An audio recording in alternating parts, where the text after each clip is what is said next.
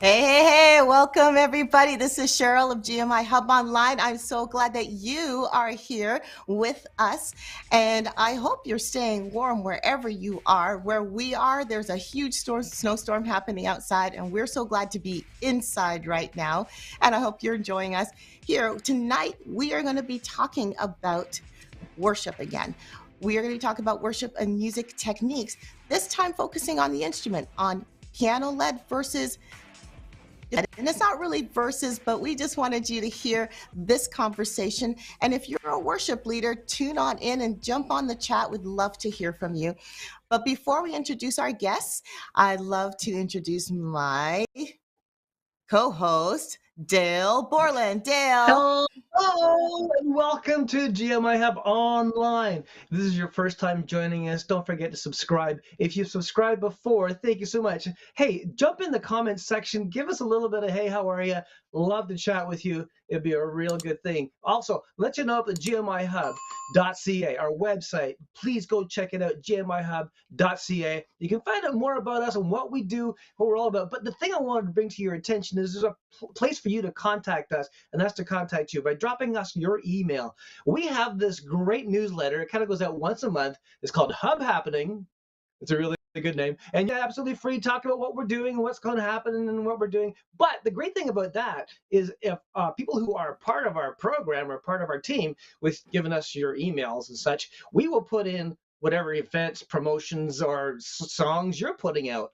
We'll let people know about it for free. So just jump on there, drop us your email, and let us know what's going on in your community, and we can let you know what's going on in our community. It'll be great to just connect with you so much. Now, we are talking about guitar versus piano. It's going to be a grudge match. No, just kidding. Not really. What we're going to be talking about is an excellent way to look at different techniques of worship leading. And I am just so impressed by the great guests that we have. So Cheryl, I'm going to hand it over to you as you introduce our amazing panelists.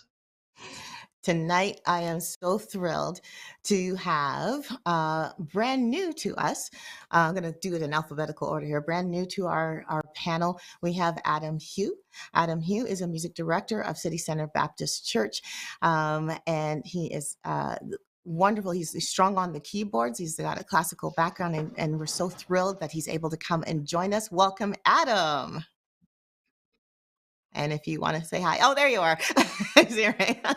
Hello. Returning with awesome. Returning with us as well is Dave Siverns. You may have remembered seeing Dave on one of our a couple of our previous platforms as well. That would be Dale. But we have Dave Siverns returning back. If you might remember, Dave is the music pastor or the executive pastor of Weekend Experience and Creative Arts. Is the formal title, but worship leader. Worship leader. You like the worship leader? Okay, worship leader at Compass Point Bible Church. Pleasure to be here. Awesome. Great. And also joining us is Lena Gauthier. We've had Lena on with us sharing about worship experiences before. And Lena is back. She is an ordained minister. She is a worship leader. She is a coach. She's an author. She is everything but the kitchen sink. Yeah. Welcome, Lena. Welcome. Okay. So glad you're able to join us. Thank you so much for having me. It's a pleasure to be here. I really look forward to a great discussion tonight. I'm just as excited as Dale. So, except I'm not joking around. Because you're not joking. Okay, so one of the first, before we get into the piano, like actually, I should get you guys to talk about a little bit about what your background. I'm going to steal, your background, your weapon of warfare in terms of instruments. That's good. We'll start with the ladies first. Lena, I know I'm putting you on the spot right off the bat here. What is your what's your background? Just share a little bit about your background musically, and what your instrument of choice is, or an instrument of warfare, I'll call it. Sure, that's a very good question, actually. So I come from a family of musicians. So I was born, with music, surrounded by music, and I started very early to do piano and sing. So my first recording actually was when I was 2 years old for singing, and then I started piano when I was 6 officially, accompanying my dad. He was playing the accordion, and then of course I started with my formal studies in music, and so I did my studies in piano and a master's degree in performance in voice. So I am both classically trained, and I have also a background in folk music. And of course, for the last 22 years, I've been doing, contemporary worship. And now, my instrument of warfare, I'm gonna have to say it's two, because when I do warfare in worship, and I do that quite a bit, and we talked together, Cheryl and I, about using worship as worship pills to help with mental health, and we talked a lot about that. For me, when I worship, I sing and I play, so it's really very organic, and it's really together, and I cannot kind of divide the two. So I'm at the piano and I sing, so they're both together. Great. So let's hear from Dave. Dave, let's go back. Cheryl's here first. Yes, I'll introduce Cheryl in a bit. Hi, Cheryl. Oh. No, I thought you said ladies first. I'm sorry. I was thinking you said ladies first. Okay, sorry. So for those of you who are wondering, I was not just talking to myself. Cheryl Dickson Neal has also joined us. Welcome, Cheryl. Cheryl is as a music director for 3 churches, I think.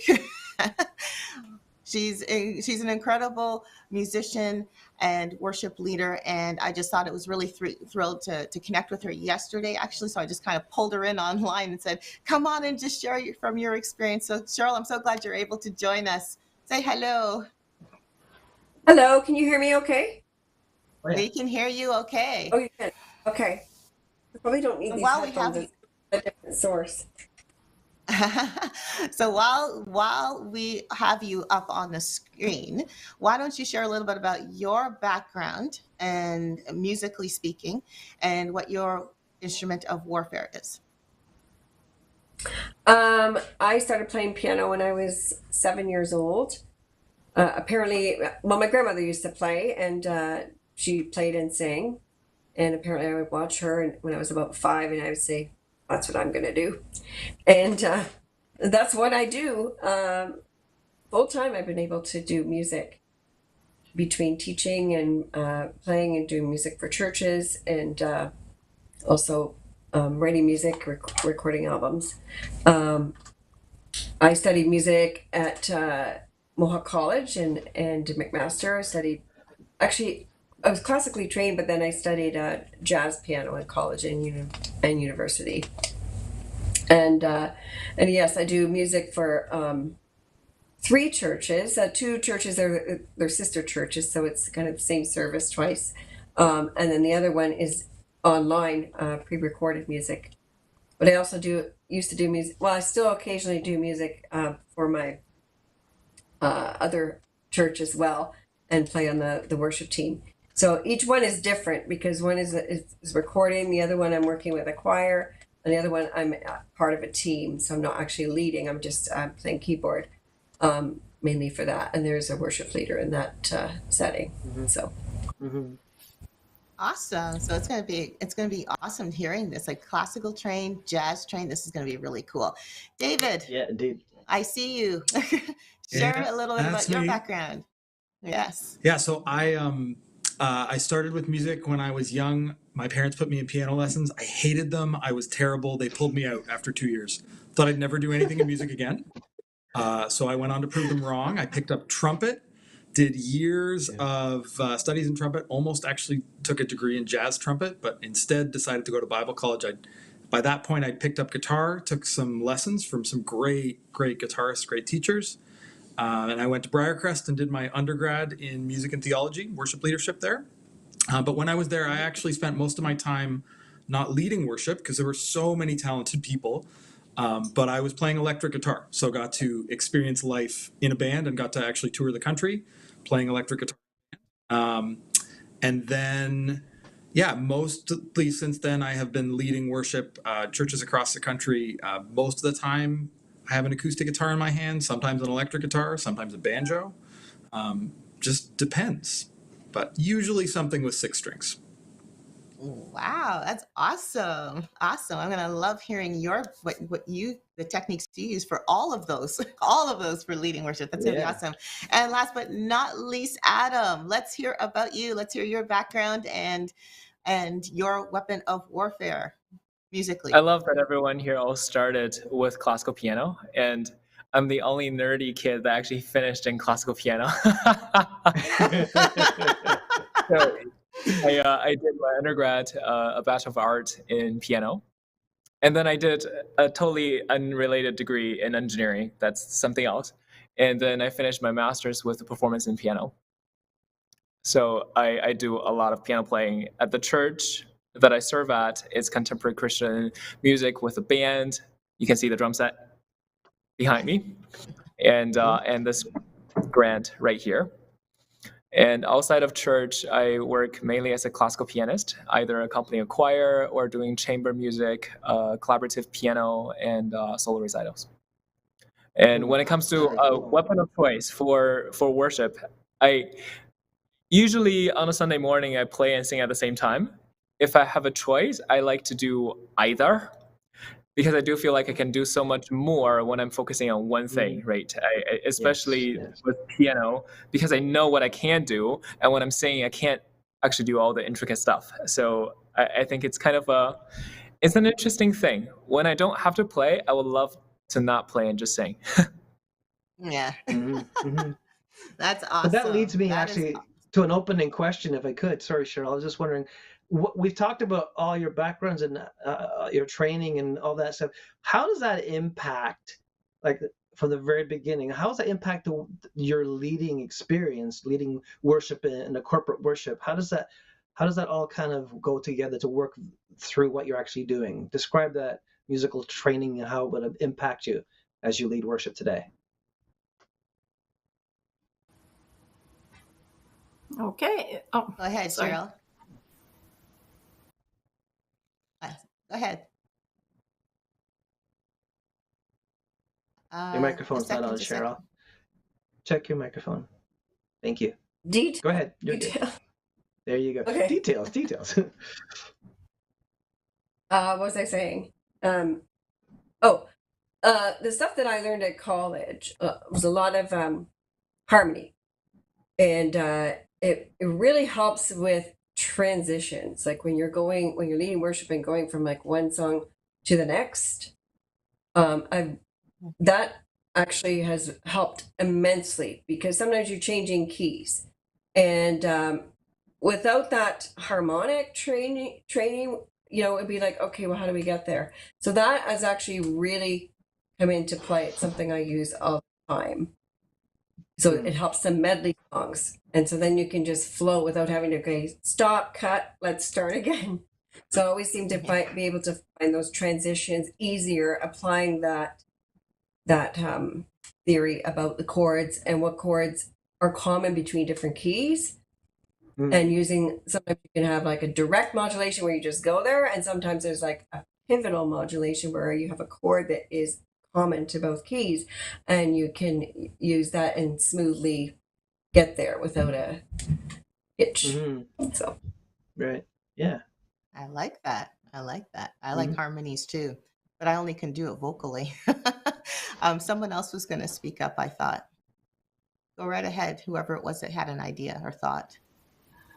Oh, I think that was me, but I kind of echo what Cheryl was saying. I think, and we were talking a little bit about that, Cheryl and I, last week. How I think you cannot underestimate the bonus, the benefits of being classically trained, even if you are mainly doing contemporary worship. And I would say that probably people that are on the panel, since everybody was kind of classically trained at some point, can agree to this, because just like Cheryl shared, like having that knowledge of theory, like musical theory is so great when it comes to scales. For example, if you want to freestyle, when it comes to harmony, even like if you're conducting a choir or you want to teach beautiful harmonies, when you just want even to work with people that are not as trained as you are. For me, as a worship pastor, like I have worked with a lot of people of various levels, most of them being, like beginner and before beginner, if there's this, or, so it's good to have a knowledge to know how to communicate what we want to see done musically in a way that people that don't have that knowledge can relate, and also have the capacity to kind of maximize the effectives that we have, like with working with teams. And also, and for me now, I work also for different churches and I minister in different places. And so sometimes it's on teams, sometimes it's no team. And I'm glad that I'm able to put into my piano playing, I'm able to do the bass in my left hand. I'm able to put between my left hand and my right hand. I'm able to put, the strumming of the guitar. I'm able to put, the rhythm of the drums, and I'm able to, create something. And I think that this comes from having that musical knowledge. So it's good. I think it's a great asset, and that cannot be undermined. And of course, as a music teacher, well, I'm preaching, like for my my choir, because I really believe in having trained musicians in the church. I think it's greatly lacking, and people on the outside, not to, of course, the gospel is the most important thing, of course. But when people from the outside come and they attend church, oftentimes they're going to say, oh, church music is just terrible, because we don't have people that are trained, or people are trained, but they're not training others.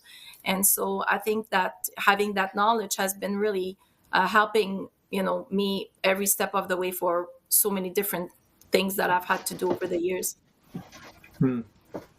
There is a huge importance with everyone, and we kind of echo that too. Is even if you're starting out, always work towards getting better at your instrument or at your voice or whatever it is you're using, because God wants your excellence, right? So Yeah. If you can get the training, and also practice. And I'm sure my two teachers are definitely going to say that, right?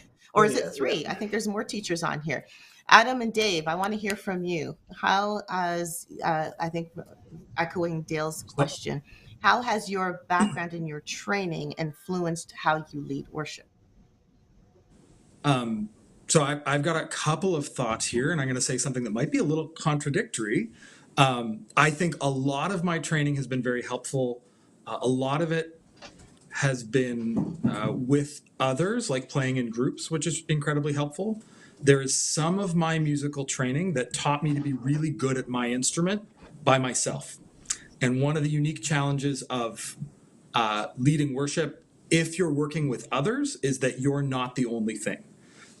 So actually, I would say one of the things that people often, if they've got lots of formal training, don't know how to do super well is to listen to others and to play dynamically across the whole group. So I always think about music as a pie.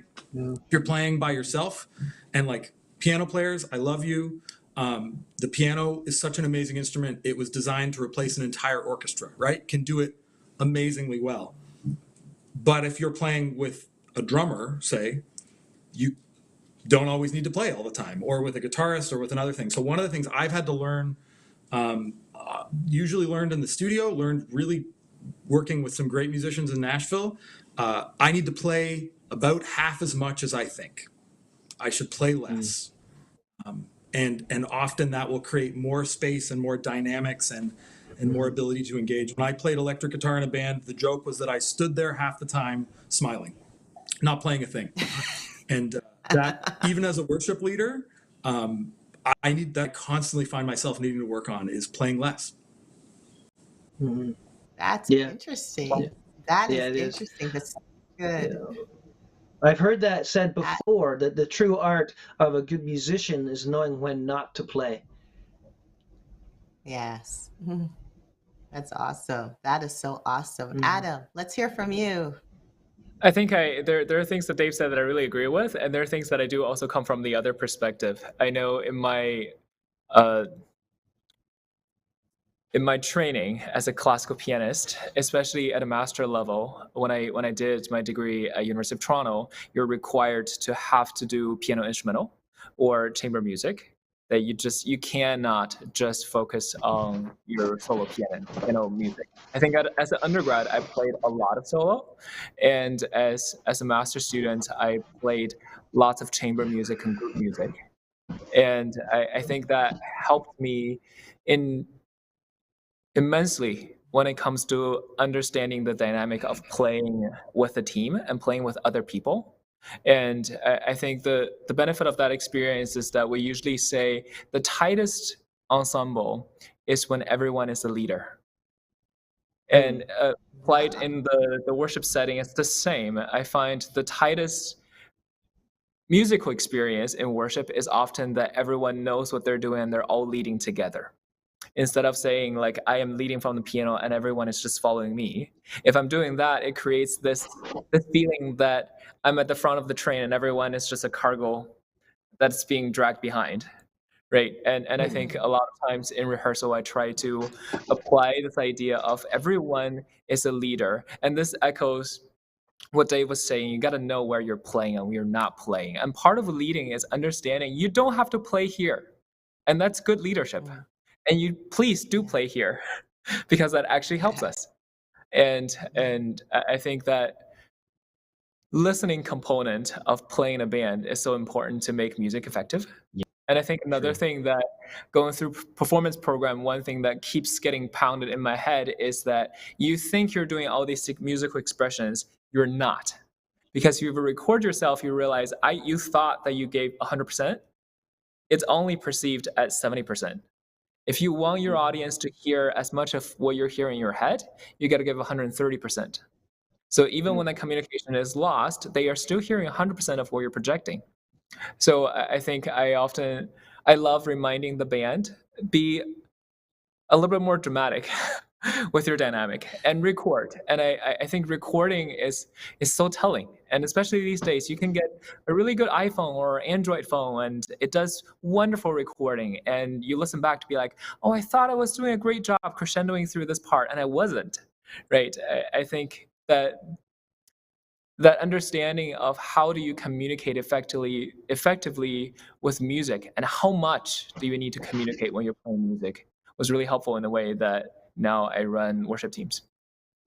That's an interesting concept. You said everyone's a leader. The first thing that came to my mind when you said that, Adam, was, but that means there's many chiefs there's many chiefs and no Indians, or is that the right term? I don't want to say the wrong term, but you know what I mean? There's so many people that are wanting to be in the forefront. Does that not create a conflict, like a conflict with playing? And yet you said it doesn't. So it was very interesting that you say that. So is the thought I think it also saying comes down, I think you're saying that it's a lot of trust on behalf of the person who is in charge of the band to actually render to each of the individuals their opportunity to lead in their strength. And again, what you said earlier was talking about listening. I think that's a really key component for every musician in any performance, is to listen to the other people, so that talking about the crescendos, the dynamics, I would say, in the song actually are effective. Yeah. No, I love the analogy. Like, I just thought, wow, I've never thought of it that way. Everyone's a leader. That's kind of cool. And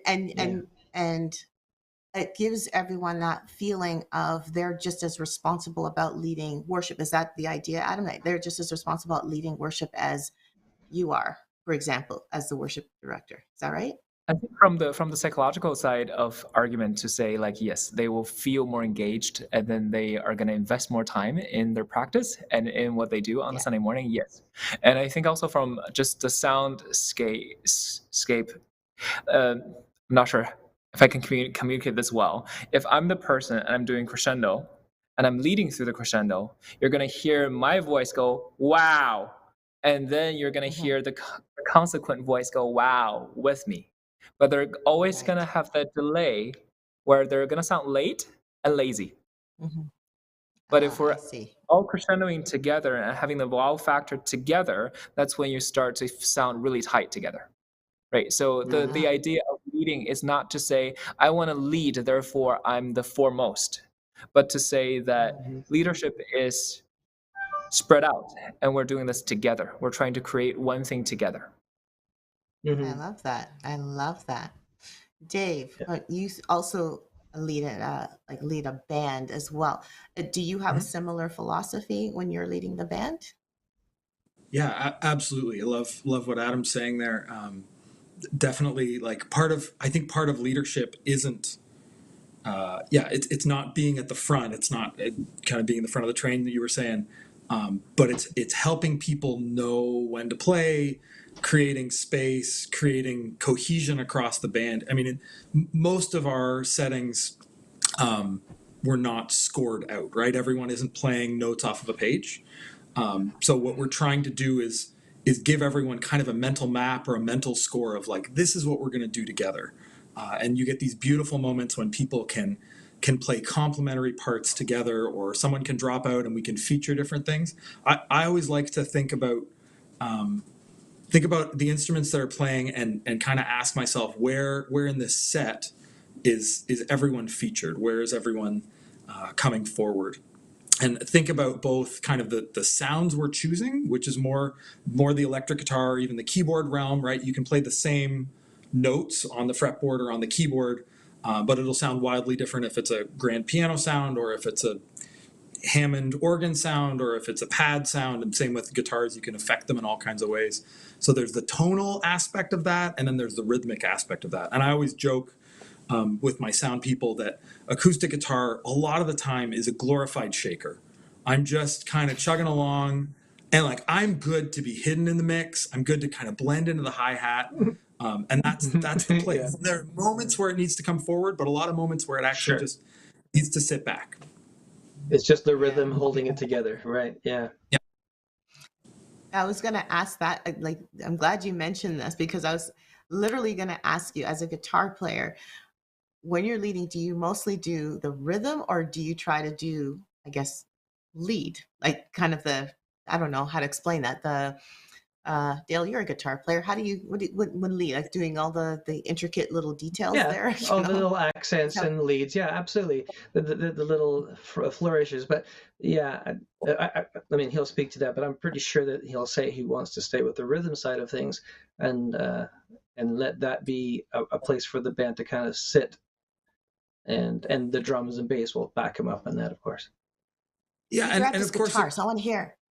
Well, I was just say, it depends, right? If I'm leading worship by myself with just an acoustic guitar, I'll do a little more, right? Add different colors, add different strumming patterns. But if I'm leading with a band, I will often start a song by, right? Really open strums, just setting a little bit of tonal space there, and that's it. And again, less is more. If I start strumming a lot, if I start playing a lot, there's less dynamic range for the song to be able to access. So try to really give as much space as I can. Exactly. Yeah. When you do that, do you find that do you ever have a situation where you hit the first strumming chord and everyone knows the song you're about to play, or either the band knows or the audience picks up right away what song you're gonna do? Probably. Yeah, I mean, I think there's we know the intros to songs. I think most people, usually a lyric comes up on the screen and people know it. I was about to say that. Usually it's behind you, so they know before you. Yeah. Typically the band knows where we're going and stuff, and we rehearse stuff. But even sometimes when we're just improvising stuff, which happens from time to time in our context, people can pick up pretty quick on tempo or other things. Yeah, I mean, we play a game in my house where we listen to recordings, or I'll pick up the guitar and play things, and within 5 seconds, if you know stuff, you usually can recognize a song in a recording. But that's true across the board, not guitar. Yeah, that's probably true across the board. Name that name that tune, Yeah, you know, name the kind of tune. idea. Ladies, I know you've been pretty quiet here. Talk to us about some of the techniques you use from the keyboard perspective as well. Like Cheryl, you have more of a jazz background. So do you use that more to help encourage some of the audiences that you lead to lead worship or praise? Well, I wouldn't say I play, how do I say this? Although I have that background and I also have the classical background, I've kind of blended the two. Mm. So I wouldn't say I'm a jazz player and I wouldn't say I'm a classical player, right? It's definitely, I've taken elements of both and used it in my playing. Um, and I mean, it definitely helps to have that, especially being able to read the music. Because when I'm working with a choir, I would play it completely different as if I was just leading it myself. I was just leading it myself, I would just be playing the chords, right? And yeah, I might throw in some seventh chords and stuff that would make it a little bit more jazzy, but it's not necessarily jazz. Or if I'm playing like a hymn, I would embellish it, even take some of the classical techniques like arpeggios and stuff, and implement that as opposed to just playing this very strict and steady. If I'm playing with a choir, I notice that if I'm just playing chords, they sometimes drift. They really like to have that melody in there, so they're listening for my like melody notes. So I have to play completely different when I'm playing with and again, if I'm playing with a band, very much like Dave said, open. Like if I'm playing, if there's a guitarist and a drummer and a bass player, I lay off the bottom end, especially because you don't want it to sound too muddy. And it might be picking a different sound completely, like an organ or a pad. So that answers the question, did it? Yes, it did. It did. Lena, let's hear from you. What are So, yes, I would say that, to echo what the others are saying, like, of course, when you play with when you play with a lot of musicians, of course, you want to make room for everybody. And also, I think there's the context also of, do you have time to rehearse before or not? Like if you're always with the same team, week on, week off, that there's a gelling that comes. There's like you know each other, you know how that's going to play, you know each other's strengths and weaknesses. So that's, of course, you can adjust to this. If you go and you minister different places and you basically have 45 minutes, an hour before the service to put everything together, that's a different thing. And I think that it calls for a little bit more of a stronger leadership from the leaders, so that the other musicians know, okay, this is what this leader wants, this is where we need to go. For me personally, if I talk about like pianistically, I have found that I like to put into the piano as many colors as I can. So sometimes I will use ostinatos with my right hand. I will do different walking bass patterns in my left hand. I like to also double sometimes what we sing, because to help, like if you don't have a very strong choir, or you have just a few singers and they're not, like they need a lot of support, I will put in a lot, not necessarily playing the whole melody there, but I will put in my chord progressions and my chord positions in a way that the top note will be maybe the melody or most of the melody, so they're able to to see that. I like to also add a little bit of color in the chords. Sometimes you can change like just a C for a C2, or like you can add a little bit of color chords like that, just to add some flavor there, especially if, again, you're not in the big setting where everybody is able to pull and everybody is able to bring their thing, or if you're playing with a group that is really beginner and for them these chords don't make sense. So I'll take it upon me to do what they're not able to do and fill in the patches. And so this is where like I always try to have something that will sound as full and complete as possible with whoever that I'm working with. If I'm working with a bigger band, or very talented musicians, then of course everybody is pulling, their part, and that's great. And then you can relax into this, and you can really kind of just let yourself be carried by what everybody is producing. But then if you come to a place that it's really, really patchy and it's really kind of bare, then I'm glad that I have the knowledge and the technique to be able to fill in. That's right. So I think you need to be flexible. Very good. Right. Okay, at this point, I just want to interject and say, if you're watching at home and you may be just tuning in for the first time to GMIHub Online, thank you so much for watching. And we just want you to subscribe to our YouTube channel. It'd be really, really helpful to us. Share the love. Let people know about what we're doing. And we have 120 odd videos that you can check out on our channel. And we just love for you guys to make comments, to really like those videos. That would be very, very helpful for us to continue to do what we're doing. And also, we want to let you know about our website, gmihub.ca.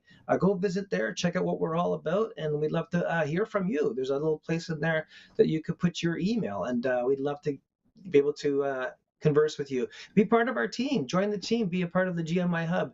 And if you are an artist, or you have you're booking artists, or you have a presentation or something coming up in your church that you want us to talk about in the hub happening, we could put it in there, right? Every month we'll put a hub happening into all those emails for everybody to have a chance. It's not going to be spam. It's just information about who we are and what we're up to. And we just love to connect with you guys on an ongoing basis. It's really that simple.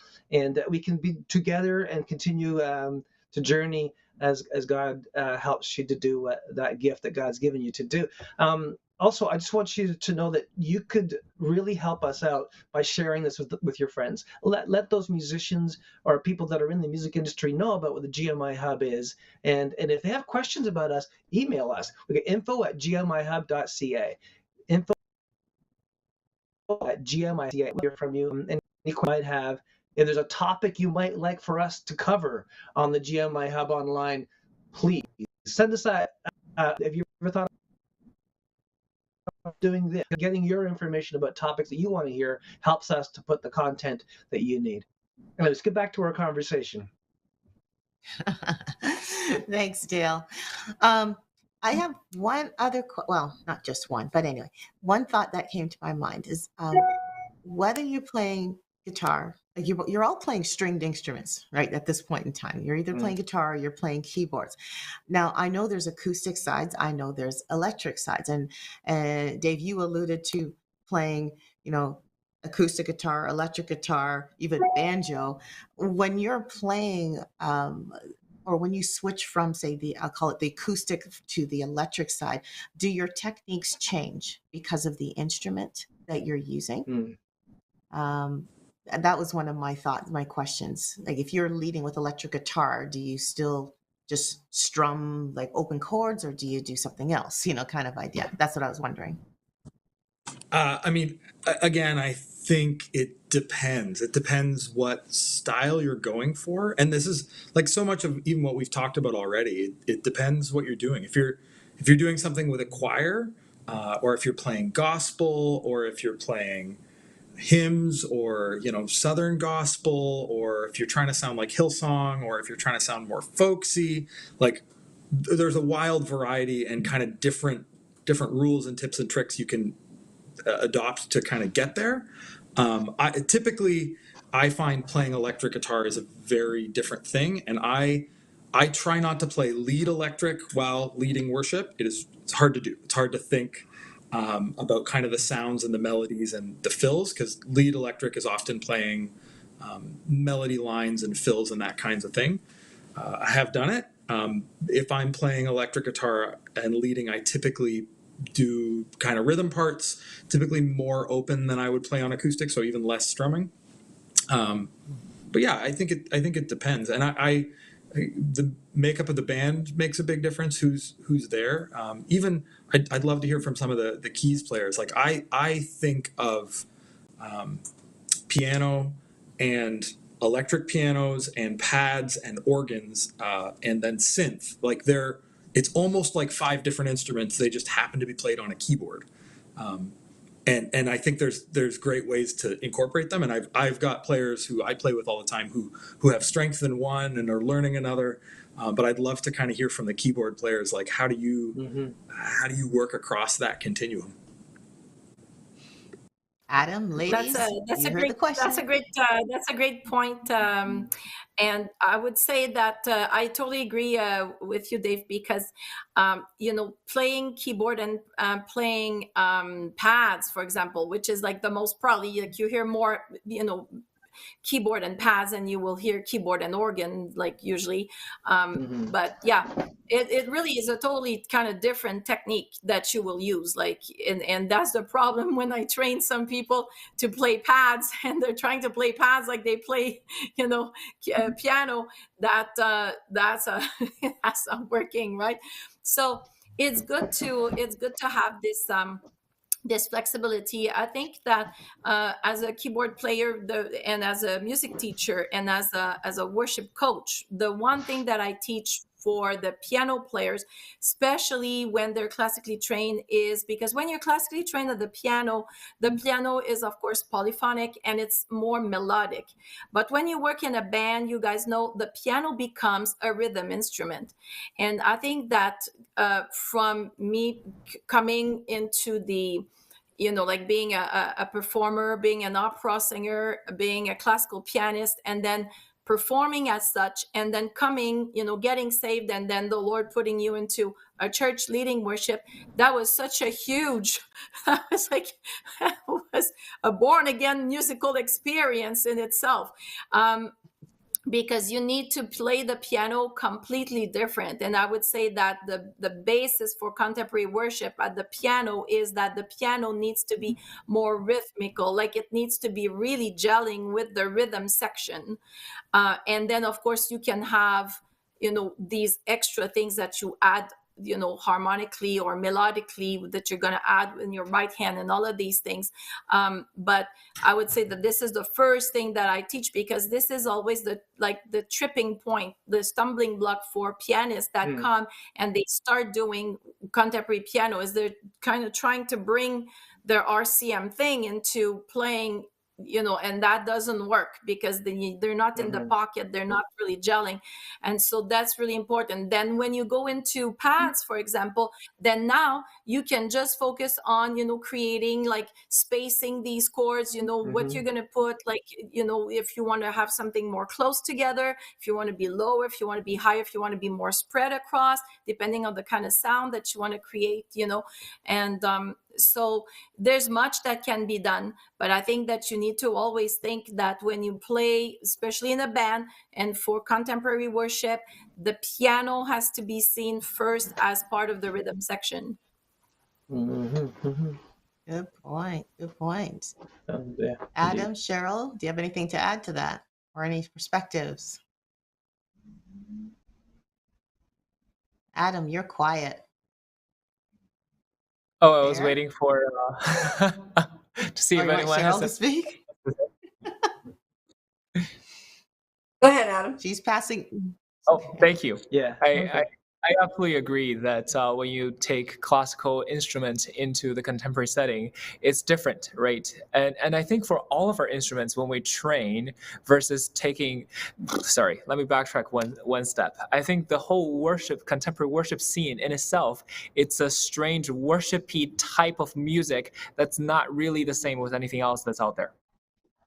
And so no matter if it's a guitar or electric or even drums, when they come in, like there are excellent drummers that come in that they have to relearn how to drum with CCM because it's different, right? So I think no matter what instrument you play, or even you're a singer, you're most likely going to, if this is your first time trying to be really, really involved in worship arts, you might likely have to adjust and learn some different skills.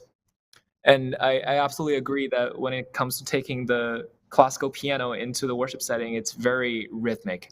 I think in school, classical musicians always get made fun of for having no rhythm. And we do and we don't, but because our rhythm is the beginning of the bar and the end of the bar, and everything that just needs to happen right in there and feels natural and like you're breathing. But the 2 and 3 don't necessarily need to be on 2 and 3. So when I first started leading on the piano, I'm like, I cannot play at the same time as the guitar. I am not lining up. And it took me months and months of learning of just grooving. And I think this is where if someone actually had jazz piano background, that will help a lot. Because jazz, a lot of it, it's about the groove, it's about the rhythm. And the classical instrumentalists usually come in and they struggle a little bit. But I do think it does help in understanding different instruments and what they're designed to do. And for instance, that when you play a pad, you're basically playing an organ and pad and strings. And part of that is you got to play more open sound, more for color and more for this warm blanket of sound that surrounds everything versus actually playing virtuosic things. And another thing that I found really interesting is that I took some organ lessons. And the organ, same thing with an electric organ on the keyboard. The moment that you press down is not the moment that it starts sounding. The sound is always slightly delayed. So with pad, if you're a really good pad player on the contemporary worship scene, you got to anticipate those chords. You might actually play every chord a millisecond ahead of the beat, so that when every other instrument is changing their chord structure, you're right there with them, instead of sounding delayed and you have this whoa sound that follows with every chord, right? I think it really is about understanding how the instrument works and what they're designed for, and work with that. I like that. Cheryl, you play the organ as well. I saw that. So, and you went from piano to organ, and sometimes you do electric piano. So talk to us. Like, do you find exactly what Adam was saying? Like all the different, what's your thought here? Talk to us. Yeah, I do. Well, the one church I play at is a very traditional church, and so they want me to play the organ. I don't like it. I don't like playing the organ. You do have to play it much different. Like with it, if I was playing a piano, I would play like more arpeggios and I would kind of embellish and stuff. You just have to play really plain because it's so big of a sound, right? You don't need all that stuff. So just keep it really simple and let the sound take you where you're going to go. And I play a lot of, melody. But I do want to mention something about the pads, because I find there's been a lot of classical players that have joined the team that are not used to playing chords. And if they do, they kind of gravitate to the root position chord. I just want to demonstrate something. So if you're playing like a piano and you're playing root position,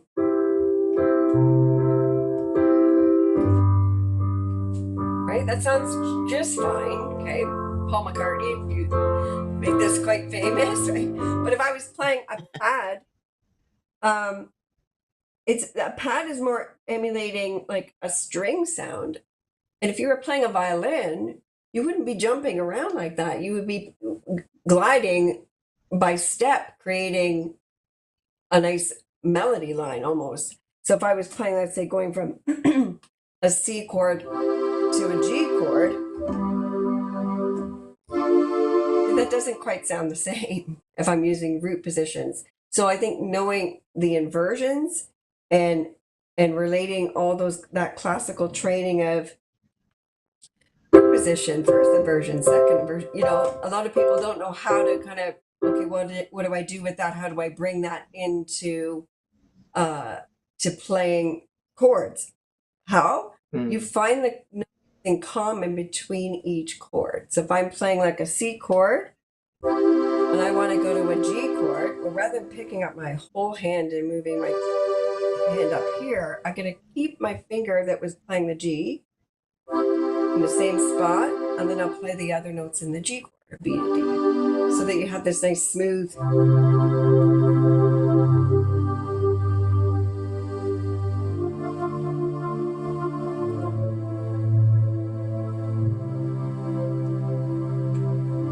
And I'm also hanging on to the other notes. That's the thing with the piano, you have to pick up your hand and move it same with the organ and strings. I don't have to go, hear the dead space, right? I just hang on to that common note, add the other ones, so that it sounds smooth, because sometimes you're not going to use the sustain pedal as much. It's a little bit too muddy. Mm-hmm. I'm glad you demonstrated. Yay! Yeah. I was about to ask you, what do you mean by your root notes? And yeah, okay, now I get it. And can someone demonstrate arpeggios? Because I get mixed up at what they are. What's an arpeggio? Tell me. I get mixed up when I hear this term. Is that this thing, or is that something else? Just like breaking up the chord. That would be an arpeggio. Okay.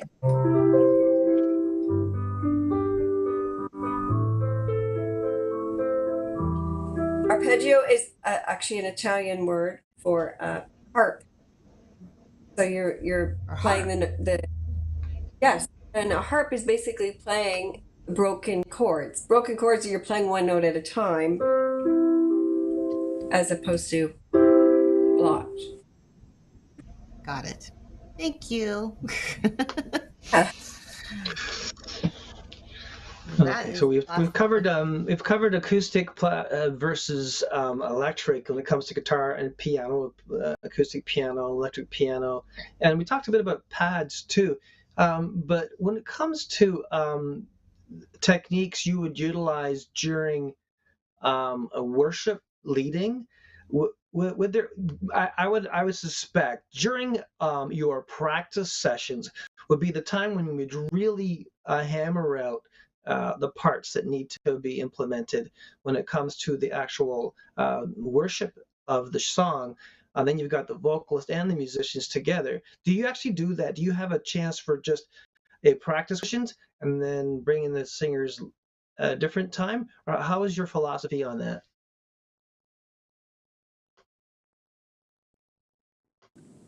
Okay. Yeah, go ahead. Go ahead.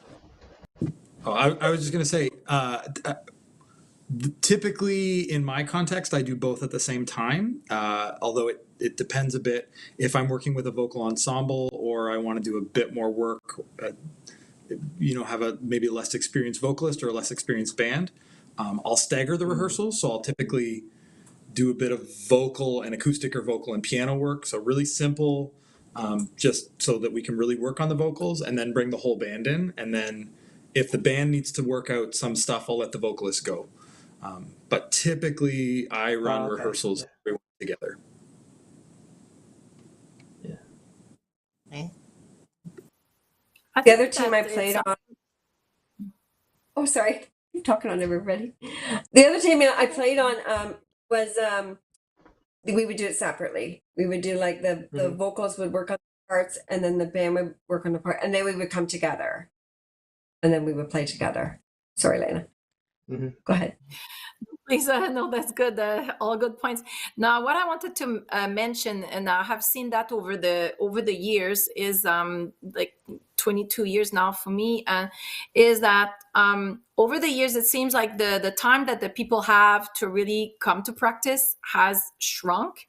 And the commitment also that people have has really diminished. And I don't know if it's only my experience, but I have a feeling that it's a shared experience with other people.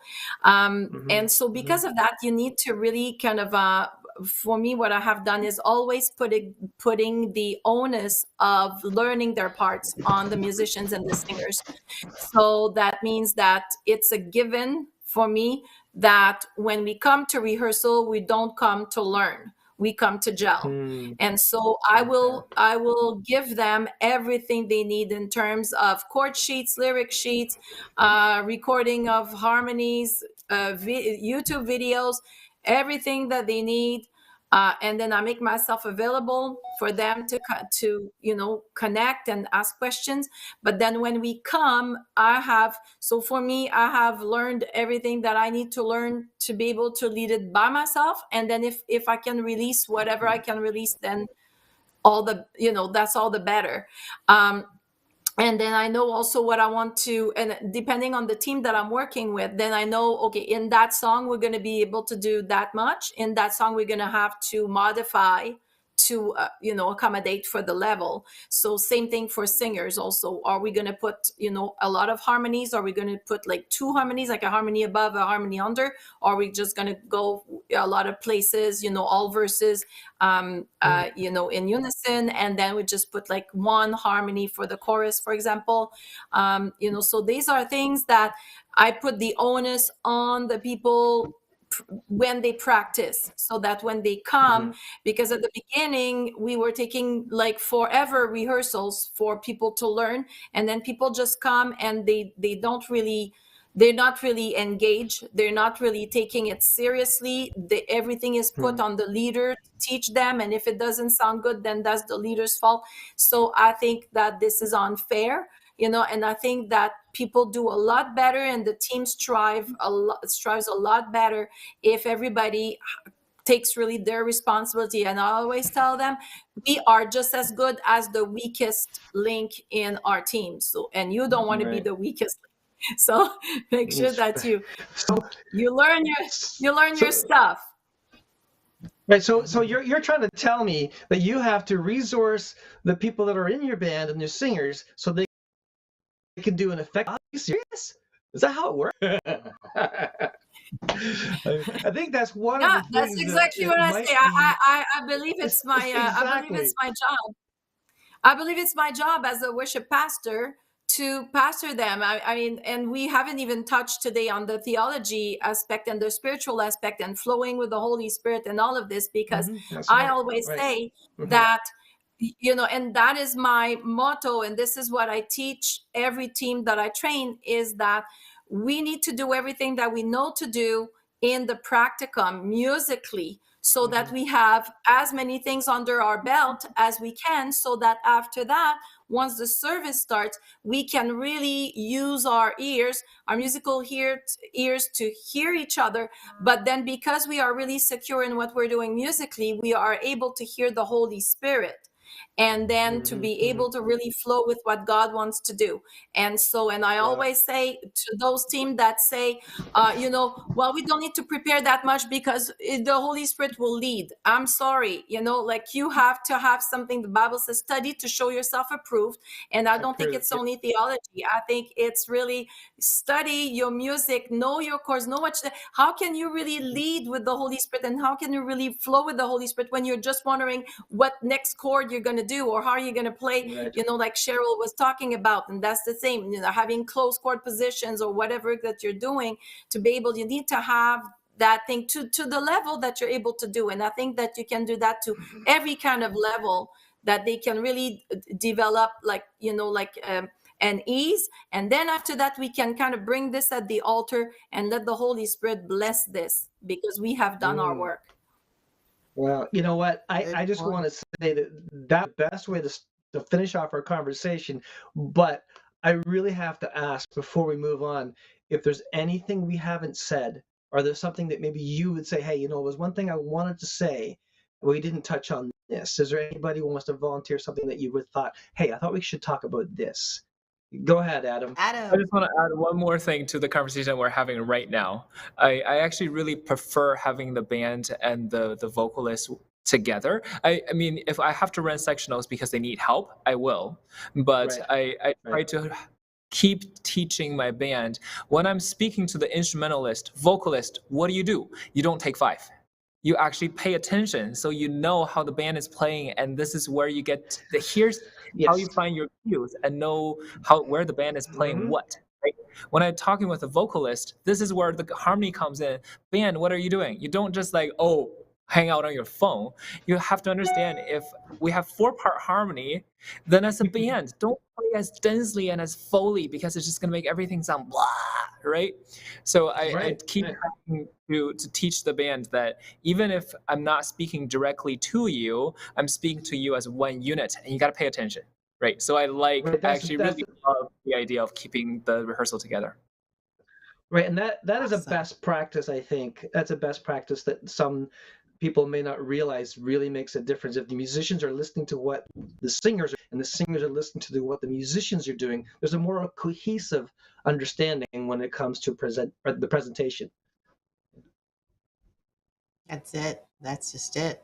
Again, it's bringing that unity again. Like everyone's working together. Yeah. It's not, I like what Dave said before we went online. He said, the graphic we used was guitar led versus piano led, and it almost seems like this is going to be a matchup and war. When actually, really, the truth behind it all is we're all working together. We're all working together, and that's right. We focus guitar and piano, but I think in this conversation we've also included vocals. We've included other instruments like drums and just other instruments that are part of the whole praise and worship experience. So I'm hoping everyone has learned from that. You know what? Go ahead, Dale. I know you're going to say it. You're going to say it.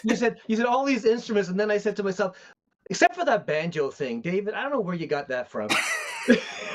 Hey, I'm just going to say, if you were in a church where, you've got young people who want contemporary and old people who want hymns, the banjo is the most unifying instrument I have ever used.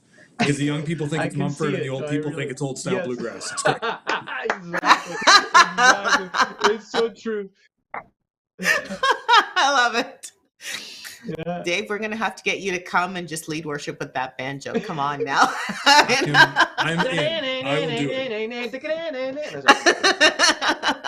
it. Dueling banjos. No. Are there any rules of thumb or other tips that you would want to share with our audience regarding leading worship with instruments or even with classical, like with anything related to worship at this point in time, or leading praise and worship? Is there any rules of thumb that you'd want to share, any tips, or do you have questions for one another? I'm opening it up to you guys. Yeah.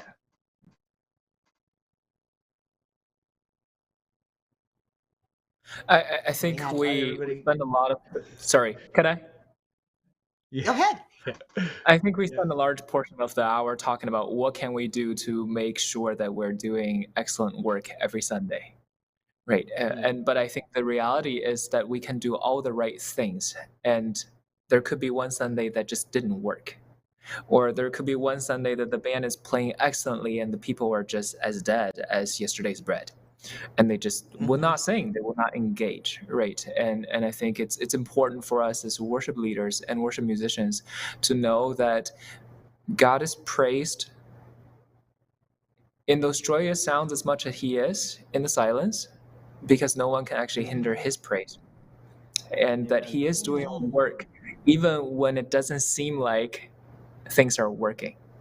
And I think it's so important to create a culture in the at least in the worship ministry to normalize these experiences, and to say that on Sunday we're not just here to make sure that music sounds and feels this way, but we're bringing the best that we have in front of God and leave that to the Lord and let him do his work, and be grateful and thankful for whatever work that he does on that particular Sunday.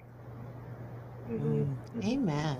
Right. Amen. That is very true, because God could be doing a work in people's hearts that we just can't see with the natural eye. But that doesn't mean he's not doing a work at all. That's right. Awesome. Thanks for saying that, Anna. That's awesome. Any other closing comments from Cheryl or Dave or Lena? You said practice. I love a Lena. Well, I was talking from a musical point of view, but the kind of to echo what Dave was saying. Adam? I think that it's important that we understand that as leaders, we are not there to get people to do what we want them to do. We're there for people to connect with God. We're there to show our passion and our, love for the Lord. And then when people see us, then they connect with this, and then it inspires them to connect as well. I think that the number one thing, beside all the music that we have talked, and we don't diminish that at all. I never diminish this. I'm a pro excellence. We should do everything with a spirit of excellence, and that goes also for our spiritual walk. And so when we come, I think that we need to be clear musically what we want to do, but I think that we also need to be clear spiritually what the Lord wants to do. Because if we're clear spiritually what the Lord wants to do with the songs that we have chosen, with the way that we transition from one song to the other, with the way that the vision that the Lord has given us for the worship, if we know that it's coming from Him, then we have a lot more chances to see success. And I quote success, because what is really is success, but that the Lord be praised and that hearts be changed. And at the end of the day, this is what we want. We're not there to get people to jump through our hoops. We're there for people to enter the Holy of Holies. Amen. Amen. That's awesome. That is awesome. That is awesome. Any other comments? Cheryl? Anything? Dave? Anything? Somebody? I want to challenge our classical trained pianists, especially. So modern worship, I love a lot of modern worship stuff. One of the things that we have lost in a lot of modern worship is tempo as a variable. We've talked a lot about dynamics. We've talked about kind of building and layering things, but anyone who's classically trained will know that like tempo is not always a click track. It can be flexible, and I would love to see more worship leaders. You should have seen Adam. Experimenting with what tempo can do. So let's see. I want to see what you guys got. Yeah, that's cool. That'd be awesome. That's a challenge. There you Okay, go. Adam, you got your freedom now. Let's do it. Yes, Adam, you got it. You go. This is an awesome question. Sorry, Cheryl, you want to go? You want to go on this? Go ahead.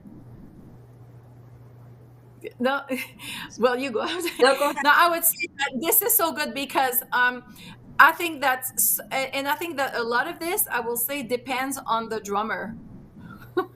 And I think that a lot of the times, we need the click tracks because the drummer needs the click tracks, and the other musicians need that too, because there's a huge difference with being flexible and having this this fluidity in the tempo, the same way that we have in the dynamics. But then there's a huge difference between being fluid with the tempo on purpose. Like for those who are classically trained, if you're playing Chopin, you will never play Chopin, with the metronome on a click tracks. You will not do that. But there's a difference then if the people don't have the command of their instruments as much, that suddenly it's like faster, suddenly it's slower, and it doesn't make sense. And the other challenge is also to get everybody to fluctuate with the same thing when they don't necessarily have the same background, they don't have the same knowledge. So that is a challenge. I think that it's good to try it. And I think that periods of free worship are beautiful. I don't know how you do your worship, but how the places where I lead worship, there's a lot of free worship, and when I enter into these moments of free worship, this is where I'm going to use a lot of arpeggios. I'm going to use a lot of fluctuation, and and then of course we're off the click tracks for this, for sure. And that's a great time to really kind of use that moment. I think there's such a huge difference between fluctuating tempo because I'm intentionally trying to do something versus my tempo is everywhere because I'm just doing whatever, right? I think especially with drummers, what I notice is that when they want to play big, they speed up. And it's the most actually counterproductive thing you can do when the sound is getting bigger. You almost want to slow down a little bit to broaden the sound, to let it sound. And then when you speed up, oh my gosh, it just kills the whole vibe. So I think it's very important that, yes, we can be flexible with tempo, especially when you're doing transition. We're trying to create particular moment, right? But everything needs to be done intentionally. They're not just flexible because, Right. So let me just say a public apology first to all the drummers. Sorry. I'm not trying to hurt you guys. Sorry. We love Actually, you. I have We a love question. you. So we have a question that popped up. Okay, so for those of you who don't know, panelists, you don't know, there's people that are watching, and there are questions that have been popping up. There's been a conversation going on in the chat. So I would be amiss if I did not ask at least some of the questions that have popped up. So one question that popped up was about choirs. What about choirs when it comes to well, sorry, I've been distracted. What about choirs when it comes to, I guess, the worship experience? How do you handle, what's their place? How do they get handled in the worship experience? I would say for my part, if I can say that I do miss choirs.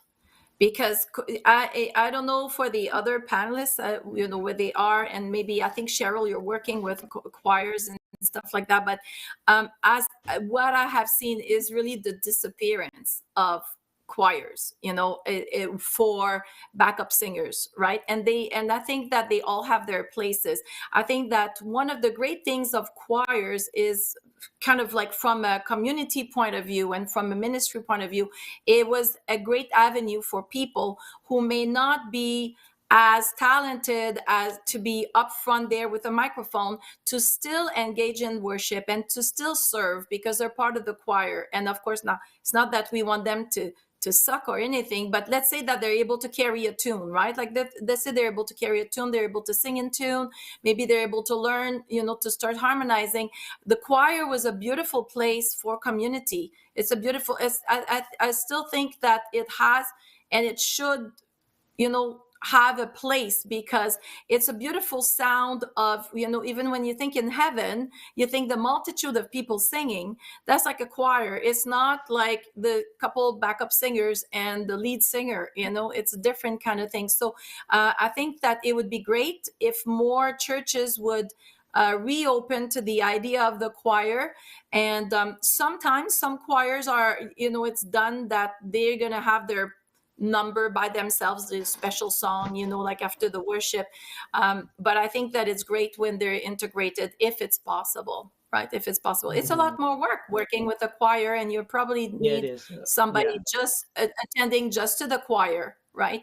And so, right. but That's what I was about for to many say. years, That's right. yeah, for many years, actually, I had a full team with all the standard instruments, plus trumpet, plus different other instruments, plus backup vocals, plus a choir. And we were all doing the rehearsal all together. That was a lot of work on me. I was dead after that rehearsal, but we made it work. But you need to put the onus on the people to learn, and that's the same for the choir. They need to come. They need to know their stuff. Right, but as a leader, I think that's the part that we're not really understanding. The leader has to understand those different parts and how they work within a choir, and so they're not to be up here. There has to be a standard that they have set. So that may be not possible for every person who's a worship leader at a church. So I understand that, and we have to understand that. But if there's if there's somebody who's in that, then they could actually assist the worship leader by being the choir leader, and they can work together. And there's always an opportunity there to be cohesive and utilize other people's gifts in the church. Absolutely. We were hearing about a choir. It's true, there's not a lot of choirs around, but there are a few choirs that do exist. And we're hoping that in a future podcast, we can actually talk about choirs and how they work. Well, how they Cheryl work and I how they were develop. just this weekend, we had an opportunity, Cheryl and I, to go and watch a choir and a chorale, and really, it's amazing. It's really, it tugs at your heartstrings in a way that a normal situation doesn't. Now, given this was more of a Black gospel approach to the choir, so we were talking about the difference between the CCM sound and the Black choir sound, and how CCM has more of a stick musical approach, but maybe the words are more flourishing and poetic and all that kind of stuff, where the Black gospel would have music that's highly complicated and all these different incorporations with jazz and all the bluesy kind of feels, and yet their lyrics simplistic and kind of not necessarily always, but that's the kind of the pattern you would see the difference between the CCM style and the gospel and Black music scene. So it's fascinating for me as someone who really appreciates both. We had a great weekend. Sorry, I just wanted to go on about it because it's really good. We really had a good time, didn't we, Cheryl? It was good. It was good. It was quite the experience. Maybe we'll show a little bit of that in a future webcast. So the only other thing, I think someone on the audience actually echoed what I said about the banjo. There's two requests coming up. So someone wants Dave to come and lead with banjo at some point. So we have to have you come live and bring your banjo. Okay. And and another request that has come, and I'm not sure who to ask. Actually, I knew who I want to ask, but I'm gonna hold my request, is just for someone to demonstrate. How did they put it? Can someone demonstrate an example of well, it's related to tempo. Can you demonstrate or give us an example of this with free worship, with the tempo, like classical tempo, I guess. I don't know. Right, the flexible tempo when it comes to that situation of worship. Yeah. Yes. It's so. Which one of you? Let's see. Cheryl already did a demonstration, and Dave did a demonstration. That means it's Adam or Lena. Adam. Which one? Oh, someone was Adam. Okay. Lena's going to do it. Sorry, Yeah. who? No, Yeah, go ahead, do it, Lena. Lena, you're fine. Go ahead. Adam, you can do it. Sorry, did we say Adam was doing it? No. Please, go ahead. No, go ahead. Go ahead. Yeah, Adam, I want to hear Adam too.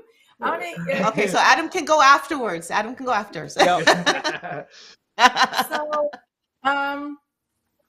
So let's say that we do okay, so this is like totally putting me on the spot, right? So thank you very much. You're welcome. Don't worry, Adam gets his turn too.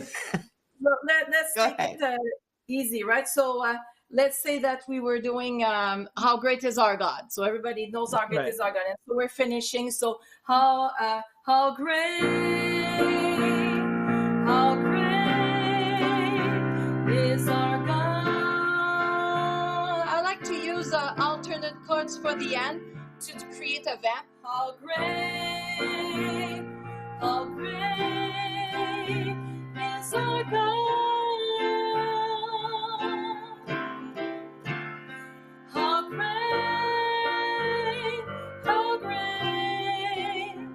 is our God.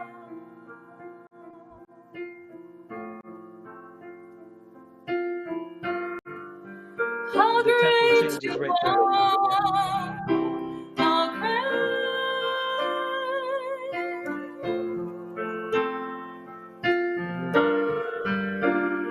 How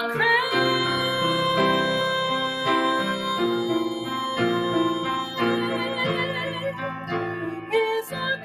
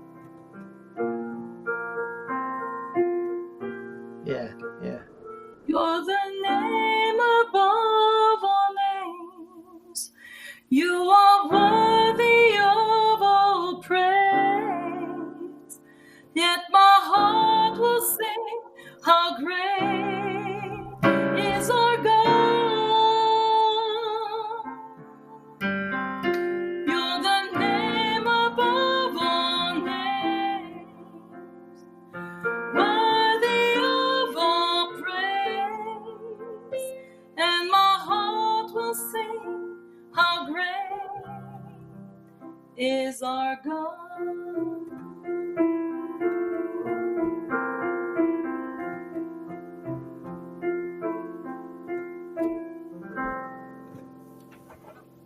It's beautiful. Oh, wow. That is So beautiful. just an example where you're using the, more arpeggios, you're using, different texture, and then you're moving through your keyboard using alternative chords, substitute chords, adding a little bit of color coding there. So Beautiful. Thank you so much, Lena, for doing that. That's beautiful. Maybe you want to sing. I wanted to sing with you, but I knew I'd throw you off if I did. that's the whole point, right? To engage people. Yes, that's exactly it. How do you find that to work with other musicians if you're not leading by yourself? I find that when I'm doing awesome question.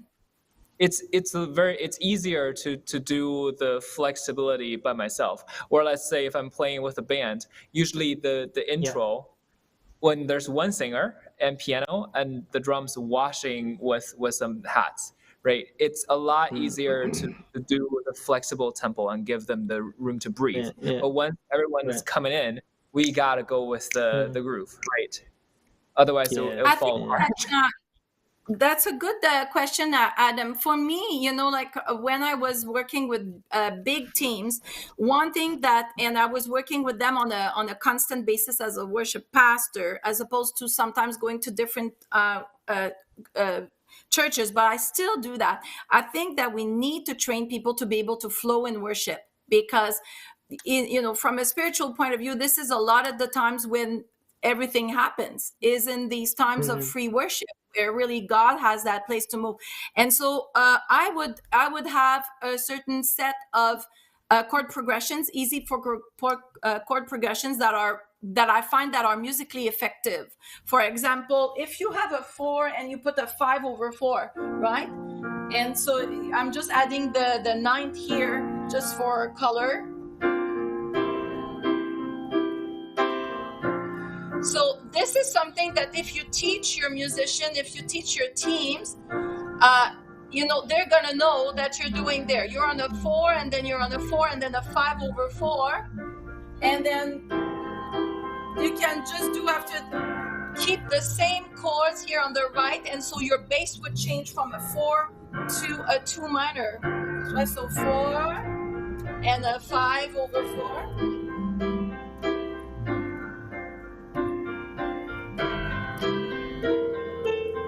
And so you can have all your team playing around that.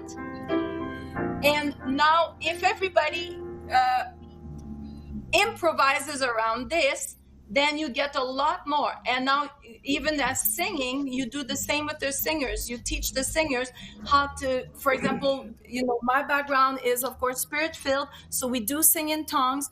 And we do, that freestyle of worship. So how do you sing like that?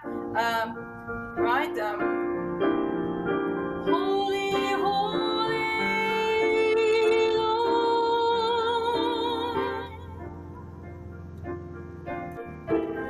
we praise you, we praise you. Because this is something that you can stay on, for a while, and because it still has movement into it, because you're going from the 4 to the 5.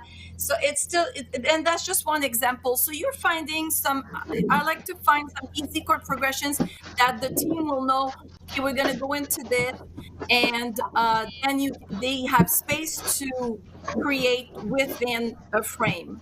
So. I'm so curious now. This is like Q&A happening. I love it. Do you always work with a drummer as well, or is there usually not a drummer that goes with when you're flexing with your tempi? How does the drummer Yes. So I love to work with drummers, and I will say that for me, although I am a leader in all the instances that I minister in worship, for me, when I work with a drummer, I always tell the drummer, you are really the leader. I'm the worship leader, but you are the musical leader. I believe the drums is the leader in a team, and the drum makes or breaks the team.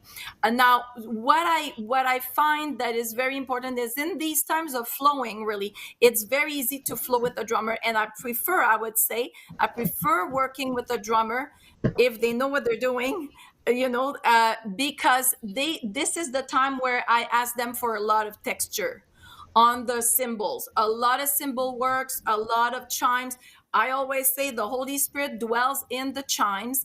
And so I just love to have, the chimes, all the different cymbals. And when you create these patterns is really nice, because when you put cymbals on top of this, I always get the same comments. It's just like, oh, we felt like we were in heaven. And that's the whole thing. We want to, the best that we know how, to really bring that heavenly presence in our music. And so when you do things like that, right, and you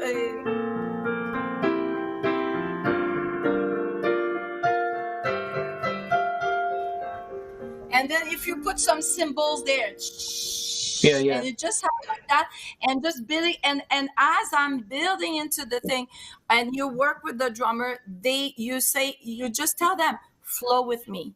That's being a leader also. So you're technically speaking, making sure the piano is really the leading percussive instrument in terms of rhythm, and everything else is creating texture on top of that. Right.